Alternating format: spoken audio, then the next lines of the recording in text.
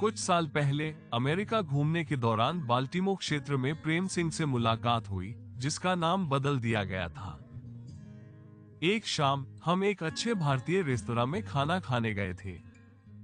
Prem Singh restaurant के मालिक थे और भारत के जालंधर से थे।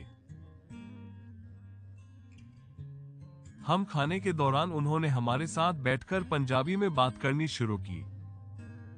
मुझे उससे बहुत पसंद आया था। मैंने उससे उसकी सफलता की कहानी के बारे में पूछा। उसने मुझे वो बताकर भावुक कर दिया। प्रेम ने बताया, मैं 30 साल पहले अमेरिका आया था। मैं तब नईनवेली शादीशुदा थी और मेरे पास एक बेटी थी। मैं भारत में एक स्कूल में टीचर था। बिना वजह मैंने अमेरिका में सेटल होने का सपना देखना शुरू कर दिया। मैंने कुछ ट्रैवल एजेंटों से संपर्क किया और यूएसए के लिए विजिटर वीजा के लिए आवेदन किया, जिसे अस्वीकार कर दिया गया। एजेंटों ने तब मुझे बताया कि मेक्सिको जाकर वहां के संपर्कों की मदद से मैं संयुक्त राज्य अमेरिका जा सकता हूं।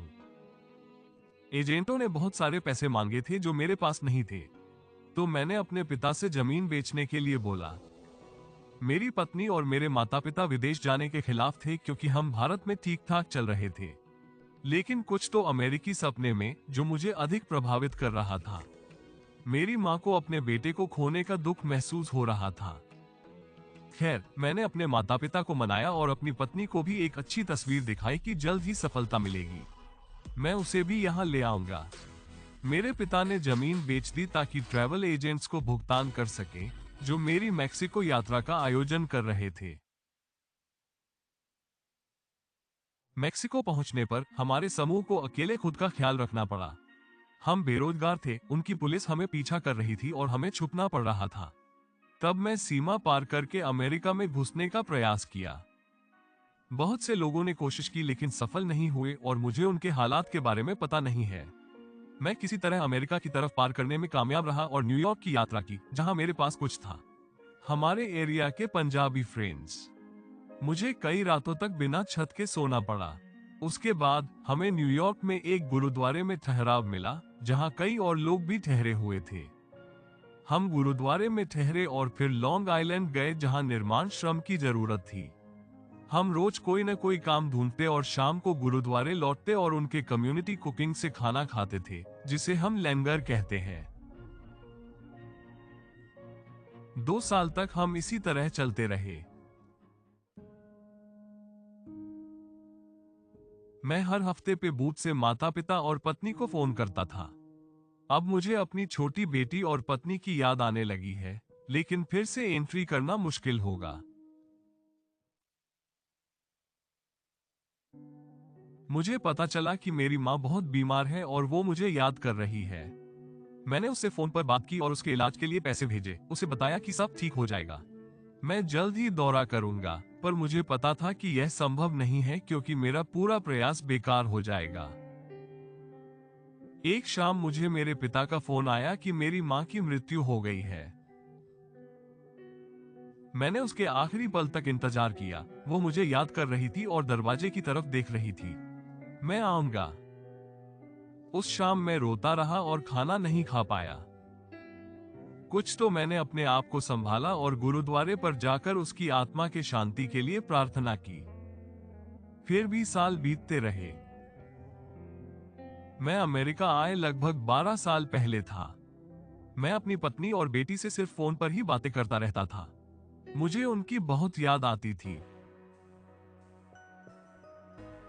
उस समय तक कुछ कानून के कारण अवैध लोगों को वर्क परमिट के लिए अपने पेपर्स फाइल करने के लिए कहा गया था और मैं उम्मीद कर रहा था कि जल्द ही राहत मिल जाएगी। उसी वक्त मेरे पिताजी बहुत बीमार पड़ गए थे। उसको मुझसे तुरंत मिलना चाहता था। मैं नियमित होने का इंतजार करता रहा ताकि मैं यात्रा कर सकूं, पर बहुत देर हो गई और मेरे पापा भी चले गए। मैं फिर से एक स्थानीय सिख मंदिर गया, उनकी आत्मा के लिए प्रार्थना की और खुद को सांत्वना दी। आखिरकार मेरे रहने के 16 साल बाद मुझे एक प्रॉपर वर्क परमिट मिल ही गया। इससे 3 साल बाद ग्रीन कार्ड मिला। उस समय तक मैंने पैसे बचा लिए थे और छोटे से रेस्तरां खरीद लिया था। मैं भारत आकर अपने परिवार से मिला, अपनी पत्नी और बेटी से भी मिला। मेरी बेटी अब 20 साल की थी और बहुत सुंदर थी। उसे मुझे देखकर बहुत खुशी हुई। मेरी पत्नी और बेटी ने मुझसे वहां न जाने की विनती की, लेकिन मैंने वादा किया कि जल्द ही उन्हें वहां ले जाऊंगा क्योंकि अब मेरे पास ग्रीन कार्ड है। तो मैंने उनके लिए एक पिटीशन दायर किया, जिसमें और 5 साल लग गए, जब तक मैं नागरिक नहीं बन गया था।